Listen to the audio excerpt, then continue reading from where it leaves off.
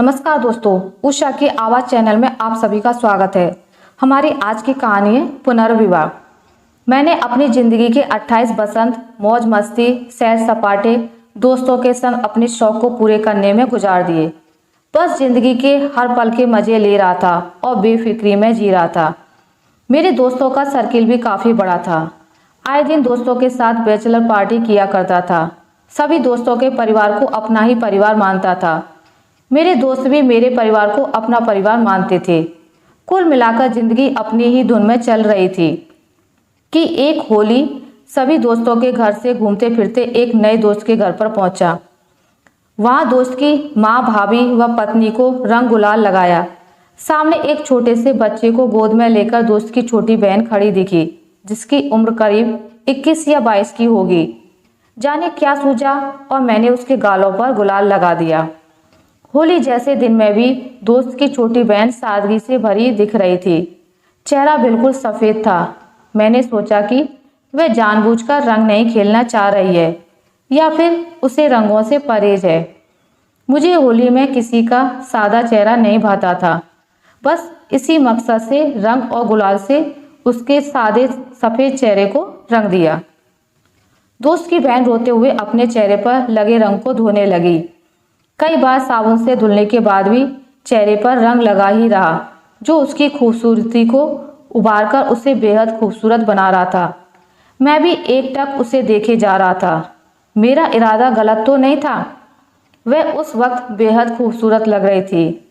मेरे जरा से रंग लगाने मात्र से ही उस पर गजब की रौनक आ गई थी।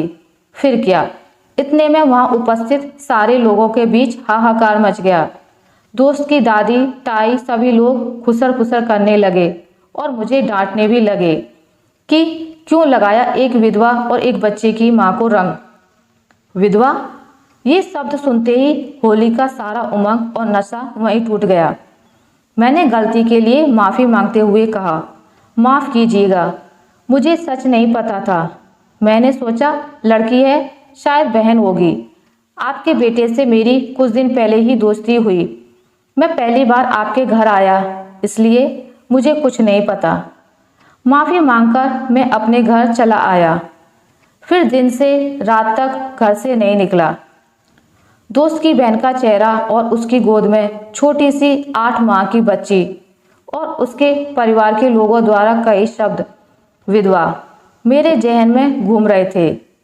होली की रात मैंने कश्मकश में गुजारी। सुबह अपने उस नए दोस्त को फ़ोन कर मिलने बुलाया और जब सच्चाई जानी तो मुझे झटका सा लगा। दोस्त ने बताया, ग्रेजुएशन करने के बाद बहन के लिए कई रिश्ते आने लगे थे। मेरे बूढ़े और बीमार दादाजी की ख्वाहिश थी कि वे अपनी पोती का विवाह देख लें। इसी आनन फानन में कई जगह देखने के बाद एक रिश्ता पसंद आया और हम लोगों ने योग्य वर देखकर अपनी इकलौती बहन के हाथ पीले कर दिए। ऊपर से तो सब ठीक था, पर अंदर खोखला निकला। नारियल या लकड़ी तो था नहीं जो अंदर से काट कर देखते। लड़का बहुत भयंकर शराबी और अय्यास किस्म का इंसान निकला। शराब पीकर आए दिन मेरी बहन पर हाथ उठाता था। मेरी बहन ने हम लोगों को कभी कुछ नहीं बताया।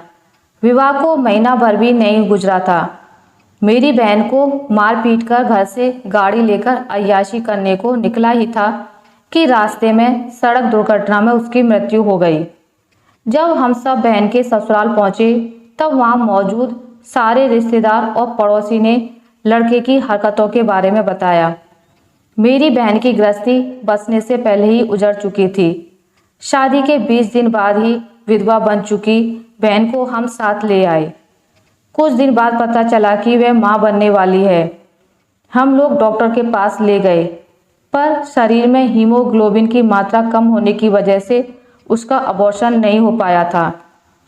मजबूरी में उसे बच्चे को जन्म देना पड़ा, पर वह विधवा होकर भी खुश थी अपने गर्भ में पल रही नन्ही जान के साथ, क्योंकि वह मां बनने वाली थी। हम लोगों ने हमेशा उसका साथ दिया। उसने 9वें महीने में एक बेटी को जन्म दिया। वह अपनी बेटी को ही अपनी जिंदगी मानती है और अपनी नन्ही बच्ची के सहारे जी रही है। दोस्त के मुंह से कई शब्द सुनकर काटो तो खून नहीं वाली स्थिति में आ गया था। मैं हमेशा बिंदास रहने वाला, मैं अचानक से गंभीर हो गया। अब मेरा मन अपने ऑफिस में भी नहीं लगता था। दिन रात दोस्त की बहन की परिकल्पना करने लगा। इतनी कम उम्र में विधवा, ऊपर से एक बच्चे की माँ, अकेली कैसे काटेगी अपनी जिंदगी? बच्चे का क्या होगा? वह भी बेटी, कैसे संभालेगी अपनी जिंदगी में खुद के साथ बेटी का बोझ? ये सब ख्याल मेरे मन से निकल ही नहीं रहे थे। समय के साथ ही मैं समझदार, गंभीर और परिपक्व हो गया। अच्छे बुरे हर फैसले लेने में सक्षम हो गया।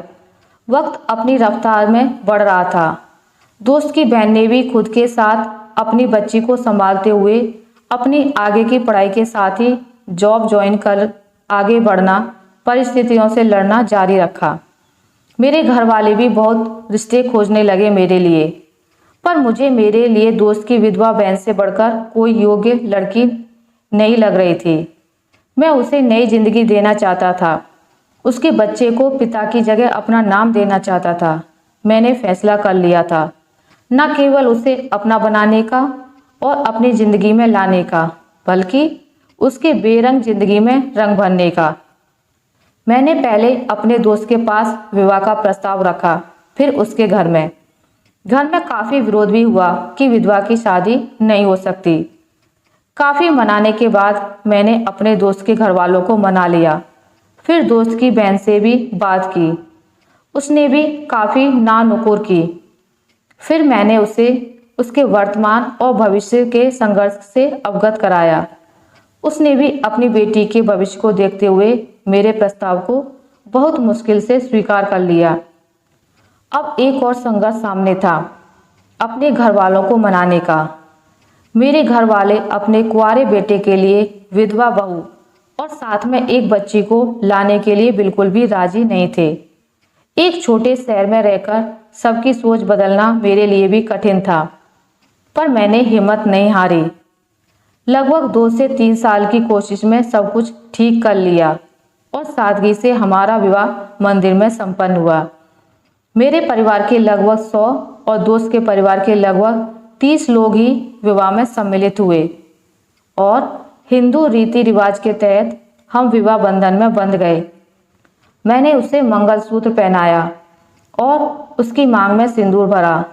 खूबसूरत तो वो थी ही, मेरे सिंदूर के रंग से उसका चेहरा और ज़्यादा खूबसूरत हो गया।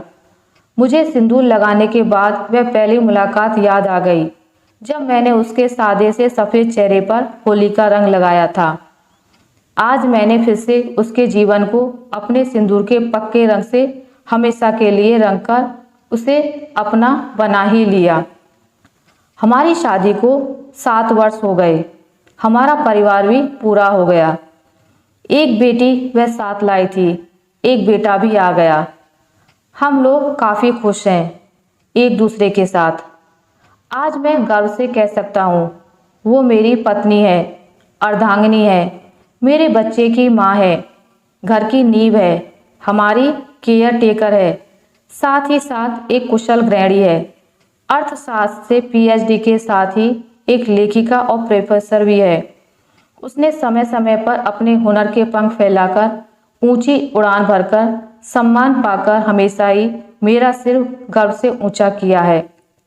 आशा करती हूँ आपको मेरी आज की कहानी अच्छी लगी होगी। अगर आपको मेरी ये कहानी अच्छी लगी है तो इसे लाइक करें, ज़्यादा से ज़्यादा शेयर करें और अगर आप मेरे चैनल पर नए हैं तो इसे सब्सक्राइब करना ना भूलें। मिलते हैं एक नई कहानी के साथ, तब तक के लिए नमस्कार।